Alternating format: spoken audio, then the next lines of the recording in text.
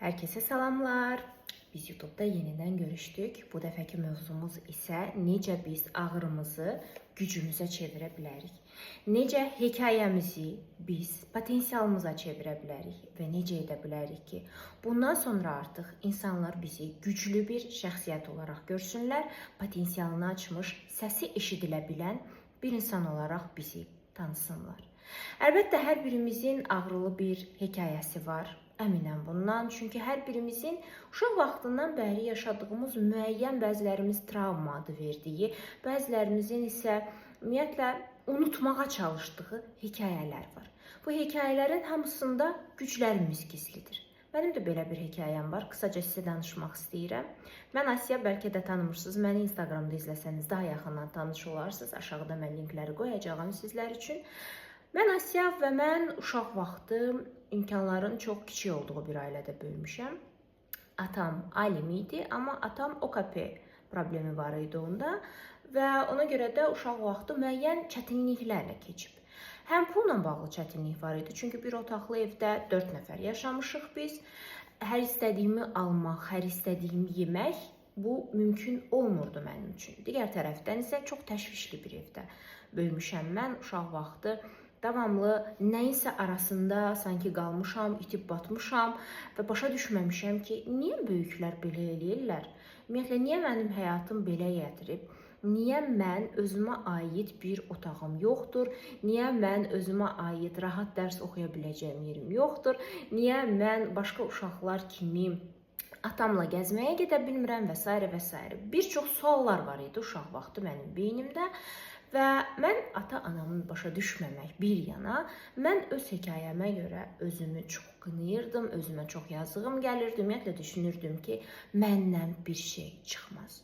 Ancaq həyat elə gətirdi ki, mən başladım bütün bu sxemləri araşdırmağa ki, necə eləmək olar ki, bəs məndən bir şey çıxmaz, mənim keçmişdə heç bir dəstəyim yoxdur, atam mənə o qədər də daydaylıq eləyə bilməz biznes qurmaq üçün, ailədə hər hansı bir nümunə yoxdur iş qurmağa və s. Necə eləyə bilərəm ki, bütün bu yaşantılarımı, hekayəmi gücümə çevirim, düşünməyə başladım. Və düşünməyə başlayanda əlbəttə ki, çözüm yolu axtarmaq üçün mən bu barədə öyrənməyə, resurs xərcləməyə başladım. Çünki həyatımda bir nöqtəyə gəlib çatdım ki, o nöqtədə mən başa düşdüm ki, bu da 20'li yaşlarıma təsadüf eləyir, universiteti bitirən kimi. Başa düşdüm ki, sanki heç kəs məni dinləmir, hər kəs məni rədd eləyir və sanki mənim səsimi dünyaya çatdırmağım üçün necəsə özlərimdə işləməliyəm. Artıq öz duyğularımda itib batmağı dayandırmalıyam. Və ondan etibarən mənim özün inkişaf yolculuğum başladı. Elə bir nöqtəyə gəlib çatdım ki, mən artıq iş xanımıyam, mən artıq insanlar tanıyır, böyük auditoriyam var, çox şükürlər olsun. Artıq hər şeyim var, belə deyərlər. İstər maddi cəhətdən, istərsə də mənəvi cəhətdən özümü çox xoşbəxt, dolu-dolu hiss eləyirəm artıq. Və bu etapa çatana qədər mən 13 addım yazmışam sizlərə. Digər telefonumda 13 addımda nələr etdim mən? 13 hansı addım var ki, bunları hər kəs mütləq etməlidir ki, siz ağrınızı, istənilən bir hekayənizi, ümumiyyətlə enerjinizi, potensiala və gücünüzə çevirə biləsiniz. Çünki həyat o qədər də uzun deyil və biz həyatı enerjili, resurslu şəkildə yaşamalıyıq. Biz elə eləməliyik ki, biz xoşbəxt hiss eləyək ən azından. Çünki Yaradan bizim üçün hər şey verib. Bəzən deyirlər ki, həyatında pul yarat, sevgi yarat. Amma məsələn, mən düşünürəm ki, Yaradan onsuz da hər şeyi yaradıb. Biz insanların nəyisə yaratmasına ehtiyacı yoxdur. Biz insanlar sadəcə elə addımlar atmalıyıq, elə düzgün bir psixolojik durumda olmalıyıq ki, biz o Yaradanın bizə verdiyi hər şeyi götürək, istifadə eləyə bilək. Bax, bugün bu haqda danışacağıq. Ən birinci punkt mən nə etdim və sizə də tövsiyə eləyirəm, bu özünə yazığı gəlməyi dayandırmaqdır. Ümumiyyətlə, biz neyinirik? Uşaq vaxtı nəsə yaşamışıqsa, başlayırıq özümüzə yazığımız gəlməyə. Məsələn, mən bir otaqlı evdə böyümüşəm deyə, atam başqa atalar kimi deyildi deyə, mənim özümə çox yazığım gəlirdi. Mənim özümə yazığım gəlirdi ki, ailədə iş adamları yoxdur, mən çağırsam gələ biləcək bir qardaşım yoxdur, mənə dəstək ola biləcək, yoxdur. Yoxdurlara fokuslanaraq, mən dəhşət çox özümə yazığım gəlirdi. Təkcə maddi durumla bağlı da yox. Həmçinin də duyğularımla bağlı özümə yazdığım gəlirdi. Mən güzgüdə baxdığım insanı sevmirdim. Güzgüyə baxırdım, deyirdim, ayda nə pis. Nə pis, məsələn, saçların o qədər də qəşəng deyil. O qədər də çöp kimi incə bir xanım deyilsən. Hər şey başlayırdı. Baxırdım özümə, təqribən 18, 19, 20, 21 yaşlarımda və özümə yazdığım gəlirdi hər şeylə bağlı. Və bu özünə yazdığı gəlmək bütün enerjimi alırdı. Və əlbəttə mənim nələrəsə görə özümə yazdığım gəlirsə, o şeyləri mən öz negativlərim olaraq görürəm. Yəni öz resurslarım olaraq görə bilmirəm o şeyləri. O şeylərə mane olaraq görürəm. Ancaq mən özünə yazdığı gəlməyi dayandırdığım anda başladım bütün o saydığım şeyləri resurs olaraq görməyə. Məsələn, görünüşümü daha çox bəyənməyə və resurs olaraq görməyə başladım. Niyə? Çünki başa düşdüm ki, hamı kimi olmaq yox, biraz fərqli olmaq mənə kömək eləyəcək qabağa getməyə və yadda qalmağa. Digər tərəfdən, ailədə heç bir iş adamının olmaması, pulla bağlı problemlərin olmasını artıq özünə yazdığı gələndə mən bunu negativ bir şey kimi algılayırdım, resursum olaraq görmürdüm.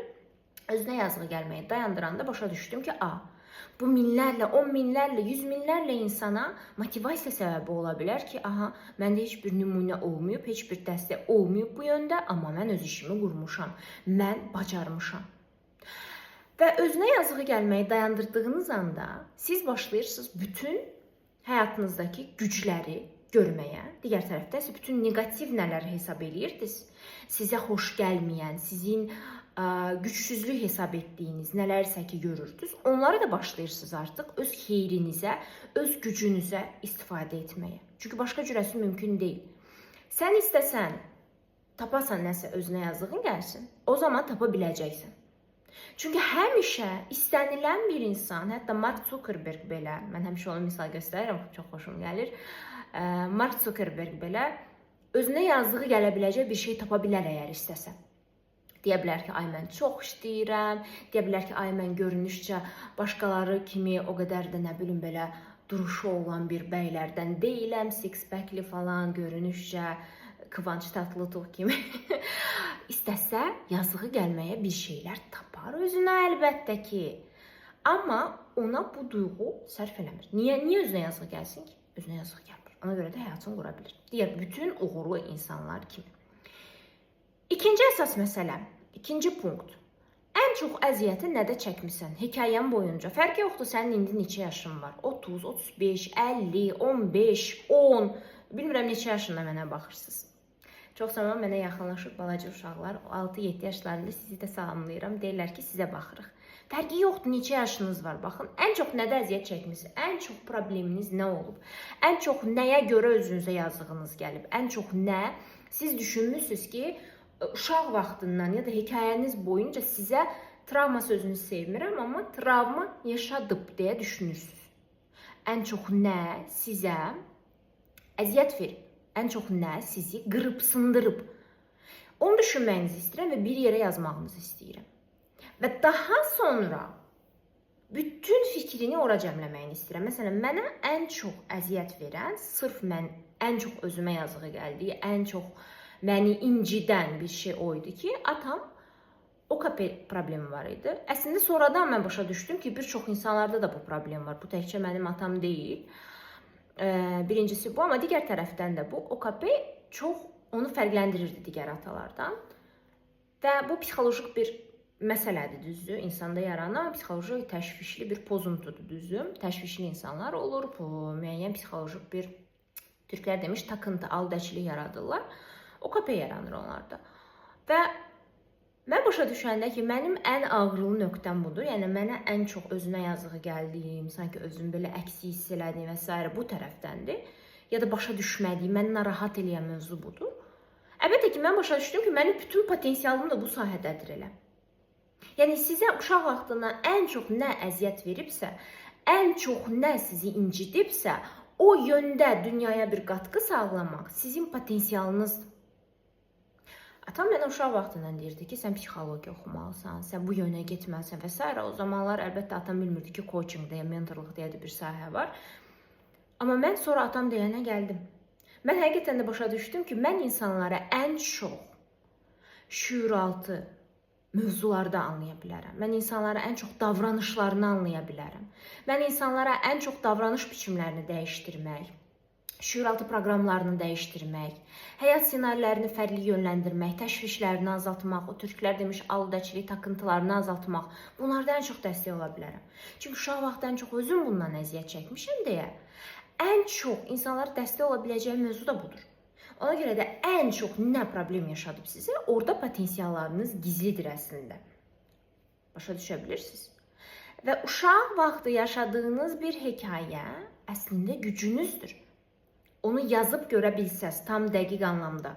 Bir neçə şeyləri də yaza bilərsiniz. Təkcə bir ağrılı pointi yox, bir neçəsini də yaza bilərsiniz. Və baxa bilərsiniz ki, sanki içinizdəki o balaca uşağa dəstək olurmuş kimi o mövzuda dünyaya necə siz faydalı ola bilərsiniz. Çünki yalnızca bu cürə potensialınızı tam aça bilərsiniz. Üçüncü ən önəmli punkt bu resurs simicliyini dayandırmaqdır. Resurs simicliyi eləyən istənilən bir insan potensialını aça bilmir və ağrısını, hekayəsini gücünə çevirə bilmir. Gəlin baxaq görə resurs simicliyi nədir? Çünki resurs simicliyi sözünü anlasanız siz başa düşə biləcəksiniz ki, bir çox uğurlu insanlar dünyada, onlar necə uğurlu olublar? Bir çox məşhurlar necə olur ki, onları hamı dinləyir, eşidir, daha çox pul qazana bilirlər, xoşbəxt ola bilər və s. İnsanın 4 resursu var. Emosional resurs, intellektual resurs, fiziki resurs və maddi resurslar. Hər birimizdə bu resurslar var. Gəlin baxaq görək bunlar nədir? Emosional resurslarımız bizim hisslərimizdir, duyğularımız, emosiyalarımızdır. Hər hansı bir emosiya göstərmək, emosiya yaşamaq, nəyisə hiss etmək, auramız, enerjimiz. Baxın, məsələn, mən sizinlə danışıram, emosiya ötürürəm, düzdür? Kədərimi ötürdüm sizə, enerjimi ötürdüm, motivasiyamı ötürdüm, gücümü ötürdüm, düzdür? Daha sonra bugün mən sevgi dolu hiss eləyirəm, sevgimi ötürürəm sizə. Daha çox da çiyinlərim, qollarım tərpəndikcə sizə doğru siz hiss eləyirsiniz ki, sevgi gəlir sizə doğru, düzdür? Buna deyirik emosiyalar. Baxırsınız, səsim belə musiqilidir həmişə. Emosiyalarımız, hisslərimiz. Məsələn, siz əgər utanırsa, çəkinirsə, bu sayılır aşağı emosiyalar. Yuxarı emosiyalar isə sevgidir, o enerjimizdir, düzdür, ehtirasımızdır, həzz duyğumuzdur, məmnun hiss etməyimiz. Bax, bu duyğular, bu hisslər. Emosional resurslar hamımızda var, amma hər kəs emosional intellekti yüksək deyil. Yəni, hər kəs emosiyalarını istifadə eləyə bilmir dünyaya yönəlik. Və yaxud da hər kəs başqalarının emosiyalarını başa düşə bilmir. Emosional intellekt çox önəmlidir. Bu emosional resursdur.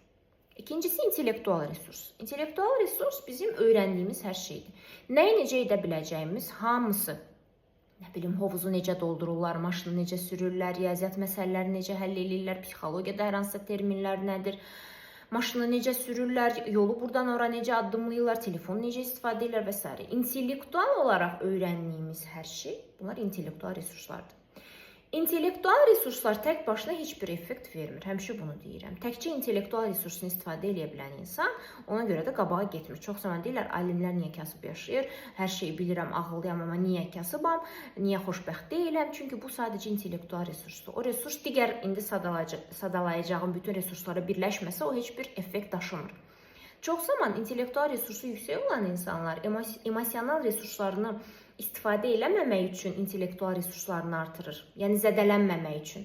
Baxın, məsələn, çox öyrənirəm, çox ağıllı oluram. Səbəbi isə odur ki, heç zaman özümü uğursuz hiss eləməmək üçün. Yəni, emosiyalarımla baş edə bilmirəm deyə. Heç zaman özümü uğursuz, aşağı, zəif hiss eləməmək üçün bir çox insan buna görə intellektual resurslarını artırır və bir çox insanla danışdığınız zaman sadəcə intellektual bir model hiss eləyəcəksiniz. Çünki intellektual resurslar çox istifadəlidir, amma emosional bir kontakt hiss eləməyəcəksiniz. Məsələn, emosional connect yoxdur. Sanki emosional resurslarını istifadə eləmir bu insan. Bu şəkildə hiss eləyəcəksiniz. Başa düşdük məncə, intellektual resurs nədir, emosional resurs nədir? Üçüncü resurs növü bizim fiziki resurslarımızdır. Bu bizim hamımızda demək olar ki olan göz, görmə, burun, ağız, əllər, fiziki bədənimiz hərəkət eləyə bilirik. Məsələn, bugün bu videonu çəkmək üçün statifi qoydum, düzdür? qoşdum, düymələrə bastım və s. hərəkət eləyirəm, əllərimlə gestikulyasiya göstərirəm və s. Bu bizim fiziki resurslarımız. Fiziki resurslar bədənimizlə bağlı hər şey, sağlamlığımızdan tutmuş hamısına qədər. Mən həmişə deyirəm, məsələn, Ronaldo, Arina Sabalenka kimi idmançılar daha çox fiziki resurslarını istifadə edir bədənləri ilə, düzdür? Və fiziki resurslar da budur. Bədənimizə aid olan hər şey. Bir də var bizim maddi resurslarımız. Bu da puldur, sahib olduğumuz hər şeydir. Evimiz, maşınımız, nə bilim, kosmetikamız, make-uplarımız, paltarımız, geyimimiz. Sahib olduğumuz hər şey maddi resurslardır. Kitablarımız və s.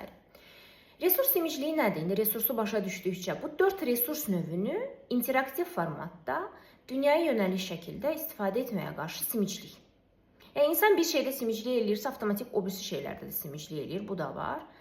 Amma sən dünyaya yönəlik bütün resurslarını istifadə edə bilmirsənsə, enerjini vermək, emosiyalarını vermək, hisslərini göstərmək, emosional resurslar, intellektini vermək, bilgini göstərmək, bilgini paylaşmaq, bu oldu intellektual resurs.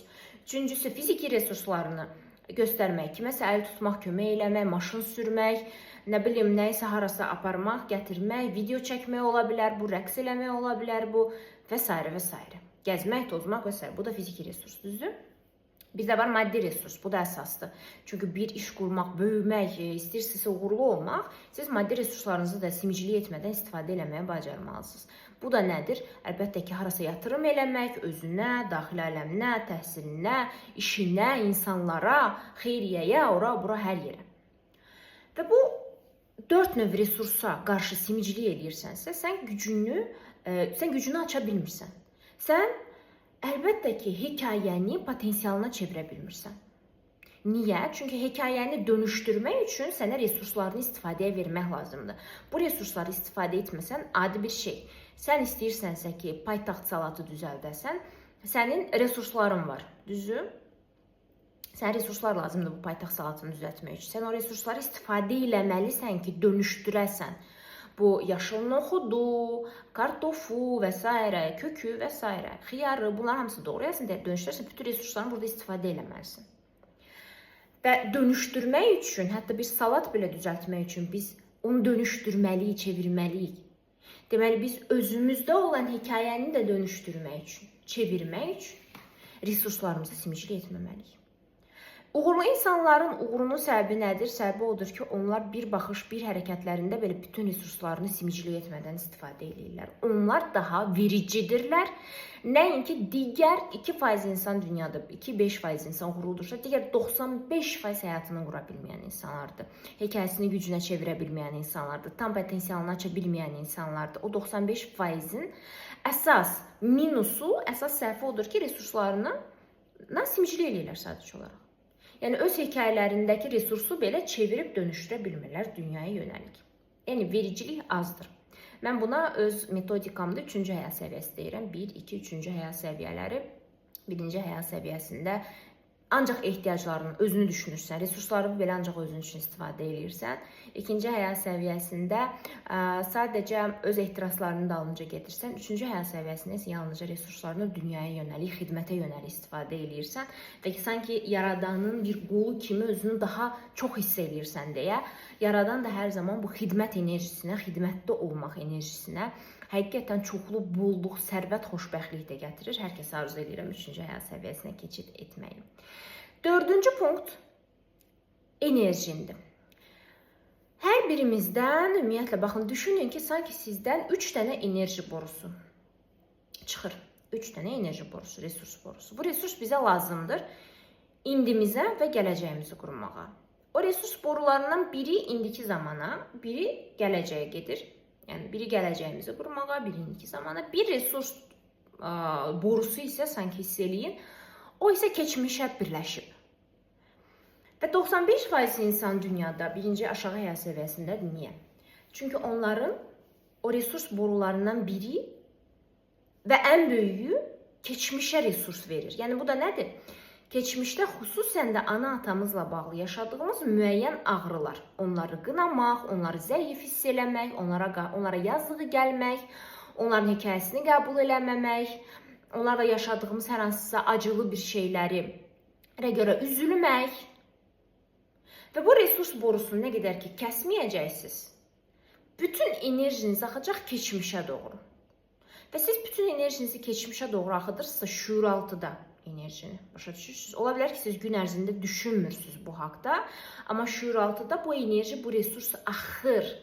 Hara axır? Yenə də valideynləri qınamağa, ananızla yaşadığınız hər hansısa duyğulara, atayla yaşadığınız hər hansısa duyğulara. Ona görə də mən həmişə deyirəm ki, bu borunu kəsdiyimiz zaman, keçmişə enerji verən borunu kəsdiyimiz zaman mütləq şəkildə gəlirimiz ən az 2 dəfə artır.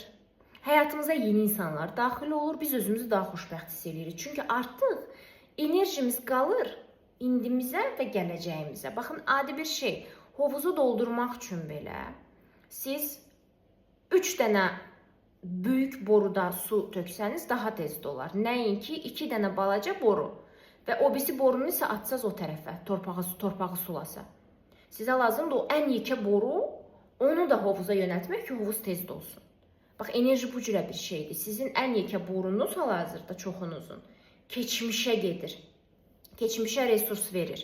Yenə də deyirəm, keçmişdə yaşadığınız hər hansı bir şey, xüsusilə də uşaq vaxtı yaşanılan duyğulara. Ən çox keçmişə resursunu xərcləyənlərsə bilirsiniz kimdir? Keçmişdə uşaq vaxtı yaşadıqlarını unudanlar. Onlar isə xatırlamamağa çox enerji xərcləyir. Çünki keçmişdə yaşanılan şeylər o qədər ağırdır ki bu insanlarda.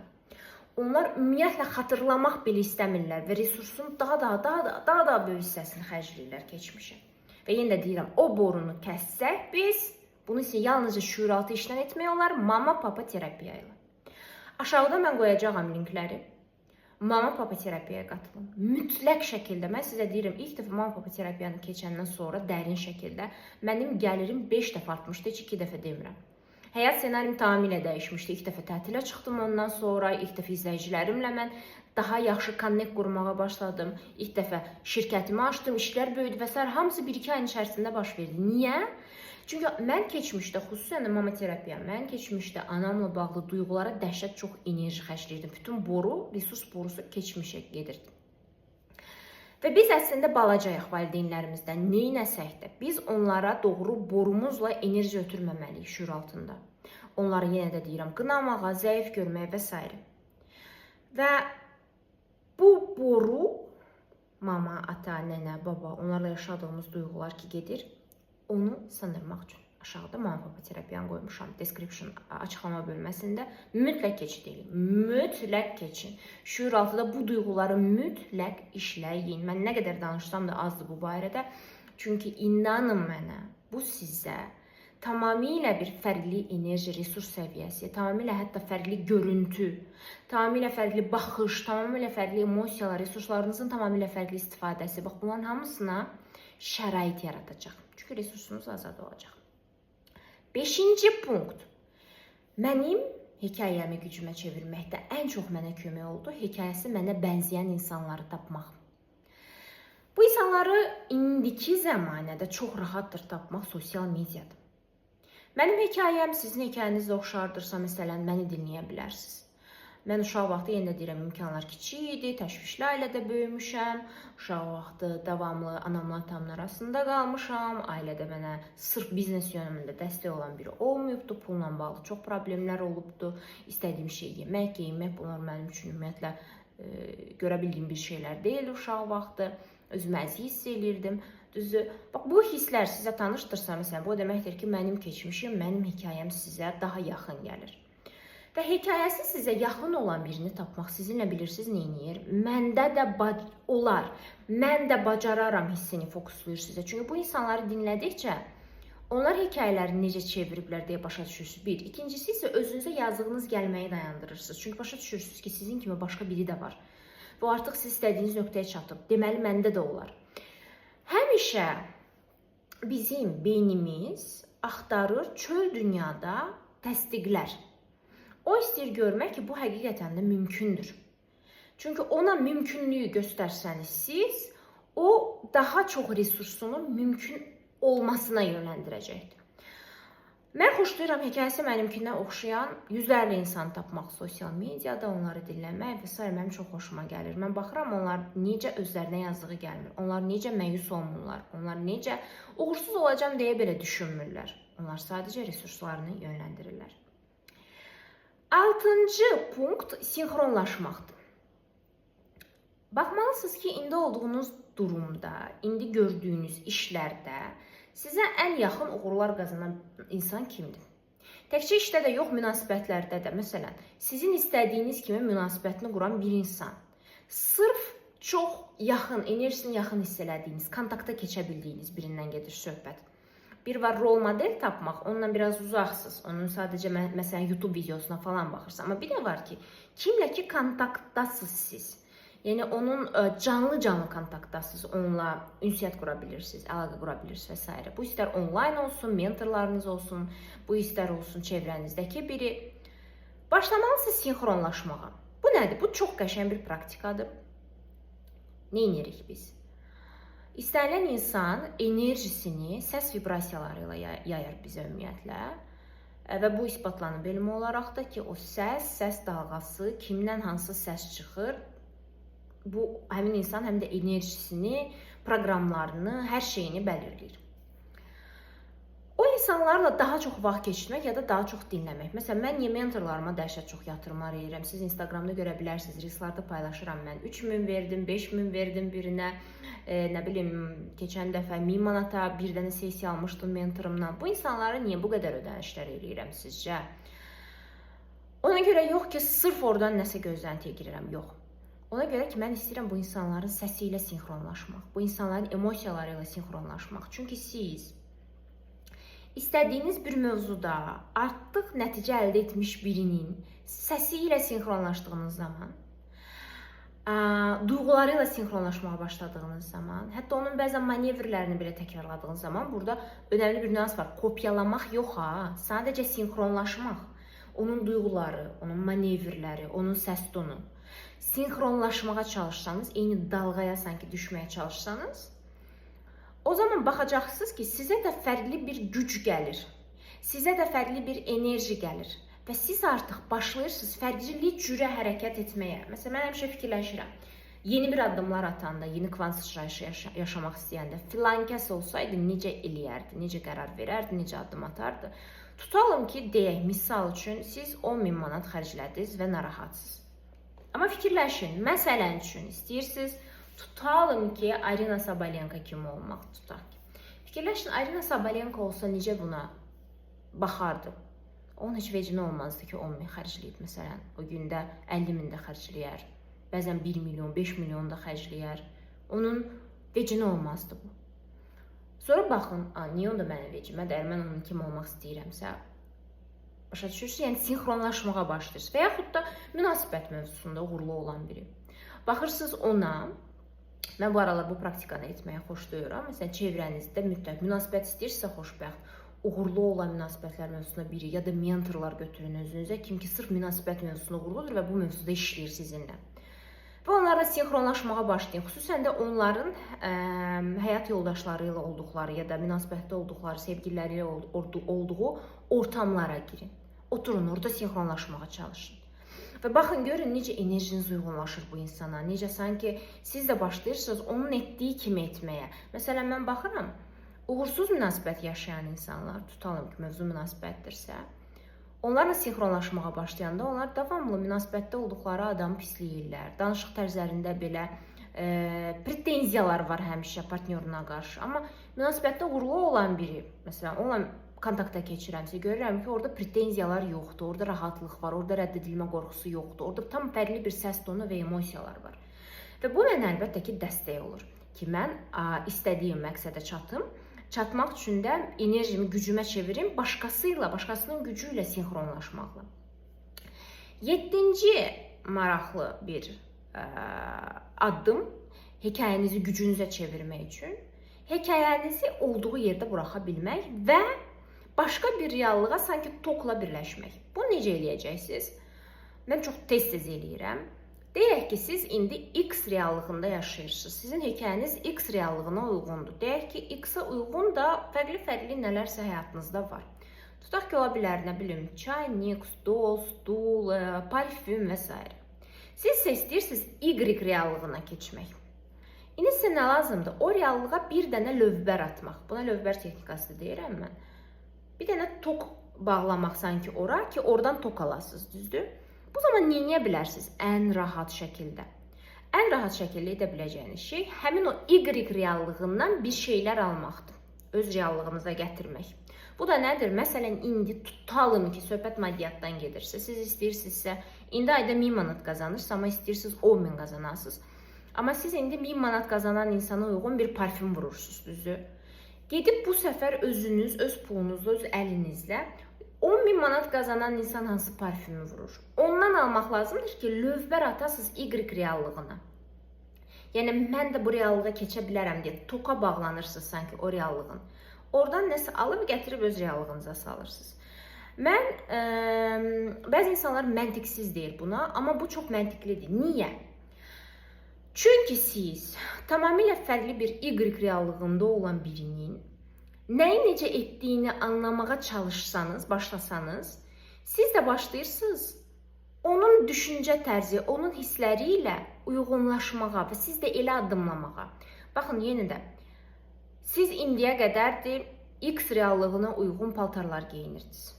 Geyinməyə də davam edin, heç nə demirəm. Amma bir dəfə Y-ə keçmək istəyirsə, Y reallığından bir dənə paltar alın. Tutalım ki, siz həmişə Bershkadan geyinirdiniz. Amma istəyirsiniz 1000 manat alırsınız, qazanırsınız. Amma istəyirsiniz 10.000 qazanarsınız. 10.000 qazanan, məsələn, Sandrodan geyinir böyük ehtimal ki. Gedirsiniz Sandroya, Sandrodan bir dənə nəsə alırsınız.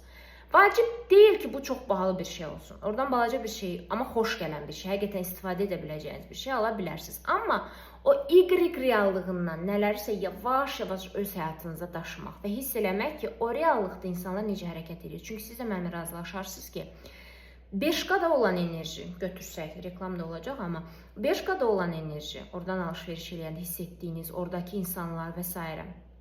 ora ödəniş eləyəndə, oradakı keyfiyyət və s. tam fərqlidir. Sandroda tam fərqlidir. Məsələn, Sandroda tutaq ki, daha təşviş aşağıdır, insanlar daha yavaş hərəkət eləyir, daha yavaş danışır, tam başqa enerjidədir, daha rahat ödəniş eləyirlər, kassada çox fikirləşmirlər, sənə qulluq daha tamamilə fərqlidir, çay süzürlər və s. Düzdür? Və bu tam iki fərqli bir reallıq olacaqdır. Ona görə də təkcə maddi mövzularda da yox, həmçinin də mənəvi digər mövzularda, məsələn, münasibətlər mövzusunda siz istəyirsinizsə xoşbəxt bir münasibət qurmaq, amma indi yoxdursa bu münasibət sizdə, siz həmin o reallıqdan nəyisə götürürsünüz öz reallığınıza. Tutalım ki, nə edə bilərsiniz? Məsələn, əvvəllər siz özünü bədbəxt hesab edən qadınların klubuna qatılıb, orada xoşbəxt olmağa çalışırdınızsa ki, burada siz kimlər bura qatılır, ödəniş eləyir, tutaq ki, münasibətlərində xoşbəxt olmayan adamlar, ki, münasibət qursunlar. Belə bir yerə qatılmaqdansa tutaq ki, qatıla bilərsiniz bu səfər evli xanımlar klubuna. Tutaq ki, xoşbəxt evliliyi olan xanımlar klubuna. Haradakı onlar xoşbəxtdirlər, yoldaşları üçün tutaq ki, qoğal bişirirlər. Siz də gedib onları qatıb qoğal bişirirsiniz. Tam fərqli bir reallığa lövbər atırsınız. Və bu çox önəmlidir. Niyə? Çünki siz əvvəlki reallığınızı, X reallığını əlinizdə tutmaq üçün, öz hekayənizi əlinizdə tutmaq üçün çox çalışacaqsınız. Niyə? Çünki sizə təhlükəsiz gələn budur. Amma istəyirsə bu hekayəni gücünüzə tam çevirəsiniz, tam fərqli bir yönə çevirəsiniz. O zaman siz o tam fərqli yönə elə lövbər atmalısınız. Çox sadədir. İnanın mənə, çox sadədir. 8-ci punkta gələk, aqressiyan enerjindir. Əvvəllər bunu mənə kimsə desəydi, mən ona 10 minlərlə manat ödəniş eləyərdim. Amma aqressiya həmişə hekayəmizi dönüşdürməyə başlayanda bizdə ilkin olaraq bu duyğu gəlir. Və birinci həyat səviyyəsindən çıxış üçün, ikiyə keçid üçün ən önəmli enerji, ən önəmli köməkçi vasitə aqressiyamızdır. Siz bu aqressiyanı bastırmayın. Siz bu aqressiyanı yoxa çıxara bilmərsiniz. İlkin zamanda sıçramaq üçün istifadə eləməlisiniz. Baxın, məsələn, Kenguru belə sıçramaq üçün aqressiyasından istifadə edir, düzdür? Sıçramaq istəyirsinizsə, ilkin olaraq aqressiyanızı istifadə eləyəcəksiniz. Siz indi baxın istəyirəm. Onsuz da hekayəniz xoşunuza gəlmirsə, aqressiya var sizdə hekayənizə qarşı. Amma siz indi seçim eləyin istəyirəm. Aqressiyanızı insanlara və yaxud da həyatınıza mı yönləndirəcəksiniz, yoxsa bu aqressiyadan güc alıb hərəkətə keçmək, dünya üçün nəsə eləmək üçün istifadə edəcəksiniz? Bugün, indi, bu anda qərar verin. Çünki bu qərardan çox şey asılıdır ki, sonra necə olacaqdır. Çünki aqressiya dəhşət güclü enerjidir. Bunu siz hara yönləndirirsiniz, o şeydə çoxaldırsınız. Siz indi xoşunuza gəlməyən həyata aqressiya yönləndirirsiniz ya da aqressiyanı xoşunuza gəlməyən partnyora ya da rəfiqələrinizlə sevmişqa çıxdıyarkən qeybət eləməyə yönləndirirsinizsə, o şeydə çoxaldırsınız. Amma aqressiyanı siz işinizə yönləndirirsiniz. O demək deyil, işinizlə dalaşır. Sadəcə o enerjini yönləndirirsiniz. Məsələn, mən indi özü danışıram. Bu aqressiv bir enerjidir, düzdür? Mütləq şəkildə danışıramsa, o gücü çıxartmalıyam danışmaq. Çünki mən süst otursam, belə divara baxsam, danışa bilməyəcəm bu tonda. Danışa bilməyəcəm, bu enerjini ötürə bilməyəcəm. Və siz baxmalısınız, aqressiyanı siz hara yönləndirirsiniz. Və burada bir alt not keçəcəyəm. Çox insan aqressiyasını özünü yeməyə yönləndirir. Öz-özünə aqressiya göstərir. Bu da nə ilə nəticələnir? Çox yeyirsiniz, qarnınız şişənə qədər. Ya da bədəniniz ağrıyır, həqiqətən acıyır, ağrıyırsınız. Bu aqressiyanı da özünüzə bir dəfə söz verib, güzgüdə deməlisiniz ki, bax filan kəs, sən indi bu aqressiyanı özüvə yönləndirməyəcəksən. Artıq stop, bunu artıq biz yönləndiririk potensialımızı açmağa, hekayəmizi gücümüzə çevirməyə, həyatımızı qurmağa. Hətta həyatınıza uyğun bir partnyor gətirmək üçün belə, seçmək üçün belə sizə aqressiya lazımdır. Niyə? Çünki bu enerji ilə, məsələn, xanımsızsa, bəzənəcəksiniz, düzənəcəksiniz, gedəcəksiniz, deytə, kimləsə tanış olacaqsınız, kimləsə söhbətə başlayacaqsınız, düzdür? Amma bu aqressiya özünüzə yönlənirsə, eləyə bilməyəcəksiniz bunu, eləyə bilməyəcəksiniz. Gəlin baxaq 9-cu addıma. 9-cu əsas addım odur ki, bizim sinir sistemimiz var hər birimizin. Sinir sistemi belə məftillər kimi bir şeydir bədənimizdə. Və o sinir sistemi fərqli reallıqlarda fərqli cürədir həmişə. Yəni həmişə, ümumiyyətlə, dünyada çox məşhur coachları falan da eşitsəniz, onlar nə deyirlər? Deyirlər ki, sinir sistemini öyrət yeni həyat tərzinə. Çünki siz də mənimlə razılaşarsınız ki, mövzu tutalım ki, münasibətdirsə. Xoşbəxt münasibətdə olmayanlar sizlə yaşayan biri, tutaq ki, davamlı abuz görən, zorakılıq görən biri, xanım götürsək, bu insanın sinir sistemi tamamilə fərqlidir. Tam fərqli reaksiyalar verir o sinir sistemi. Amma xoşbəxt münasibətdə olan biri, əl üstündə tutulan biri, onun sinir sistemi isə tam fərqlidir. Deməli, əslində, biz gözləməməliyik ki, fərqli reallığa keçək, sinirlərimiz düzəlsin. Biz əksini eləməliyik. Çünki sinir sistemimizə uyğun sinxronlaşır həyatımız. Əvvəlki hekayənizdə olan sinir sisteminiz üzərində işləməyə başlamaq lazımdır. Onu dönüşdürüb, yeni çatmaq istədiyiniz Y reallığı ki var, güclü olduğunuz reallıq, oranın sinir sistemini uyğunlaşdırmalısınız. Çünki siz də mənimlə razılaşarsınız ki, məsələn, daha rahat, lüks bir otelə getsəniz, bir dəfə sadəcə kofe içməyə gedin o otelə, Ritz-Carlton'a gedin. Four Seasons'a gedin. Baha deyil bu, 15-20 manatdır. Sadəcə gedin kofe ya da çay için. 15-20 manat. Girin içəri, oturun çay için. Qorxursunuzsa 10 dəqiqə çayınızı için, durun oradan. Amma oturun, müşahidə edin. Görün ora gedə bilən, orada qala bilən, orada yaşaya bilən insanların sinir sistemi necədir? Sırf puldursa mövzu. Məsələn, pulda əziyyət çəkirsinizsə. Və yaxud da münasibətdirsə mövzu yenə də. Qoğal bişirən xoşbəxt xanımlar klubuna gedin. Soruşacaqsınız ki, o hardadır?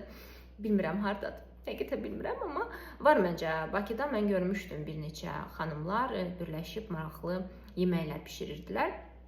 Və siz ora getsəniz görəcəksiniz ki, o xanımların sinir sistemi necə işləyir, hansılar ki münasibətdə xoşbəxtdir, onlar necədirlər, bədənləri necə reaksiya verir, danışıqları necədir və s. Və siz bir də gedib baxacaqsınız, xoşbəxt olmayan, bütün günü problem yaşayan, şikayət edən xanımlar, baxacaqsınız ki, onların sinir sistemi necədir. Və sizin üçün nəsə bir dəyişiklik olması üçün yenə də deyirəm, sinir sisteminiz çöl dünyaya adaptə olmur. Əksinə, sinir sisteminizə uyğun çöl dünya adaptə olur. Tam tərs, həmişə deyirəm, dünya tərsinədir. Siz istəyirsiniz hekayənizi gücünüzə çevirmək, bunu anlamalısınız ki, dünya tərsinə işləyir. Həmişə hər şey tərsinə işləyir. Uşaq vaxtından sinir sistemimiz nəyə öyrəşib, çöl dünyada da ona uyğun ssenarilər yaradırıq. Ona görə də sinir sistemi ilə işləməyə lazımdır. Necə işləmək isə, əlbəttə ki, emosiyalarımızı işləmək, coachlarla, psixoloqlarla, bədən terapistləri ilə, bədən texnikaları ilə, masaja getməkdən tutmuş şüuraltı ilə işə qədər. Mənim Instagram səhifəmə girsəniz, orada fərqli ödənişsiz şüuraltı praktikaları da görəcəksiniz. Sinir sisteminizi rahatlaşdırmaq üçün, fərqli proqramlarınızı, duyğularınızı işləmək üçün, eyni ilə də aşağıda mən sizlərə fərqli proqramlarda qoymuşam. Mama papa terapiya kimi sinirlərinizi ən çox adaptə edə biləcək, sakitləşdirə biləcək və fərqli reallığa uyğunlaşdıra biləcək proqramlar elə bunlardır. Mama-baba terapiyadır. Digər tərəfdən isə əgər öyrənmək istəyirsinizsə, ümumiyyətlə başqalarının belə sinir sistemi ilə işləməkdən tutmuş şüuraltı proqramlarını proqramlamaq, yeniləmək, bunlara qədər coaching öyrənmək istəyirsinizsə, aşağıda 7 günlük ödənişsiz coach proqramı var. Mən ümumiyyətlə Asiya Rövşən Akademinin qurucusuyam. Artıq 3 ilə yaxındır biz 100-dən çox məzun coach hazırlamışıq beynəlxalq ikili sertifikatla. Yəni biz beynəlxalq akkreditasiyalarımız var. Tamam mı? ISO bizə təsdiq verib, sertifikatlarımız da var, Kartsert təsdiq verib, Avropa Coachlar Federasiyası bizə akkreditasiya verib və biz 2 sertifikat veririk. Buna isə ödənişsiz başlaya bilərsiniz. Düz ödənişsizdə sertifikat yoxdur, amma 7 gün özünüzü yoxlaya bilərsiniz. Hətta bu sahəni dərindən öyrənmək üçün belə ki, özünüz öz üzərinizdə işləməyə başlaya bilərsiniz artıq. Və məsələn, əgər düşünürdünüzsə ki, tamam, mənim hekayəm də daha çox belə duyğusal yönümlüdür və s. mənə oxşuyur və s. Siz də coach olmaq sizin potensialınız olmuş ola bilər. Çünki siz də insanlarla daha çox empatiya quracaqsınız. Uşaq vaxtı xaosun içində böyümüsünüzsə. 10-cu punkt, qisas almağa çalışdığın kimdir, onu tapmaq. Mütləq. Qisas almağa çalışdığın kimdirsə, onu tapırsınız. Yəni, kimlə siz daha yaxşı yaşamaq istəyirsinizsə, güclənmək istəyirsinizsə, kimdən qisas almaq üçün bunu etmək istəyirsiniz? Əvvəlki yoldaşınızdırmı, valideynlərinizdən biridirmi, nənədirmi, müəllimənizdirmi, keçmişik və s. O adamı tapıb, o adama bir məktub yazırsınız. Vərəqdə bu məktubu heç vaxt ona verməyəcəksiniz. Duyğularınızı yazırsınız. Və o qisası bitirirsiniz bir dəfəlik. Çünki qisas almağa resurs xərcləmək böyük bir boru ilə həmin adama enerji göndərməkdir. Kimdən ki qisas almağa çalışacaqsa şüuraltı bütün enerjiniz ona gedəcək, o insan rifaha qalxacaq, sizin isə həyatınızda heç nə olmayacaqdır. Qisas mövzusunu bitirmək lazımdır. O qisas enerjisini bir məktubla duyğularınızı çıxarın. Məktubu yandıra bilərsə, ata bilərsə ya da saxlaya bilərsə heç fərqi yoxdur. Amma sonra o enerjini yönləndirin həyatınızı qurmağa. Addım-addım sonra o enerji ilə həyatınızı planlayın. 11-ci əsas addım təşvişinizdir. Təşviş çox zaman beynimizi qarışdırır. Deyir ki, hər şey yoxla. Münasibət qurmağa çalışırsa, deyir ki, 100 nəfərlə danış, qaç, ora-bura hamı ilə tanış ol. İş qurmaq istəyirsə, deyir ki, hər şeyi yoxla. Həm tort pişirmə biznesi qur, həm kosmetika biznesi qur, həm onu elə, həm bunu elə, hər yerə yönəl. Və bu təşviş sizə mane olur. İçinizdəki uşağı sanki qarşınızda otuzdurub, ona bir söz deyin. Sakit şəkildə. Sən indi güvəndəsən və biz bir işi götürəcəyik, o işin dalınca gedəcəyik. Biz sakit oturacağıq ya da bir nəfər seçəcəyik, onunla münasibət quracağıq. Sakit otur, sənin olan səni tapacaq. Mən sənin yanındayım. İçimizdəki uşağa bunu dedikdən sonra o artıq dağılmağı dayandırır. Çünki nə qədər enerjimizi dağıdırıq, adi bir şey. Münasibət qurmaq üçün belə 100 nəfərlə danışırsa, bütün enerjiniz dağılır sizin və sizə aid olan insan ümumiyyətlə görə bilmirsiniz onu. Çünki təşvişə dağıldı enerjiniz. Eyni şey də bir sahədə qərar tuta bilməyənlər. Bir sahəyə fokuslanmaq və özünüzə söz vermək lazımdır. 12-ci əsas addım odur ki, ümumiyyətlə hər şeyi uğursuz olmaq üçün etmək. Çox zaman biz uğurlu olmağa fokuslanırıq. Ona görə də biz heç nə ola bilmirik.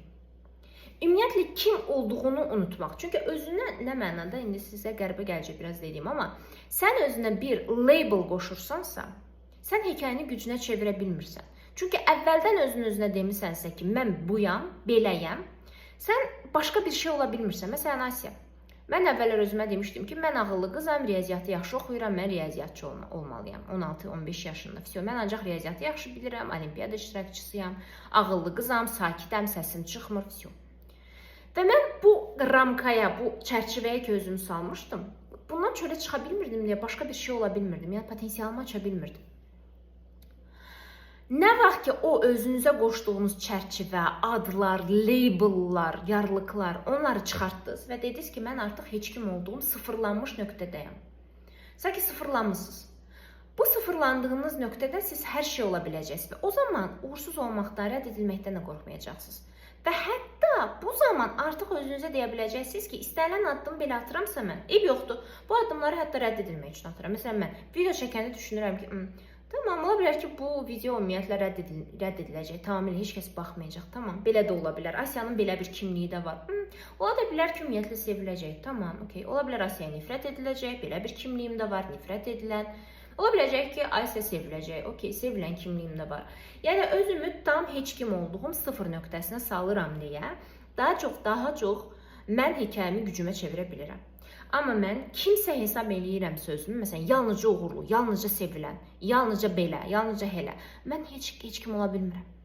O nöqtədə mən özümü limitləyirəm, çünki insan potensialı sonsuzdur.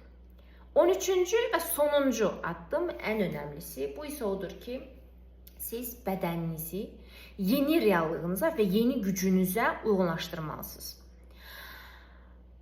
Ümumiyyətlə, bədən, fizikamız, fiziologiyamız bizim psixologiyamızla əlbir işləyir.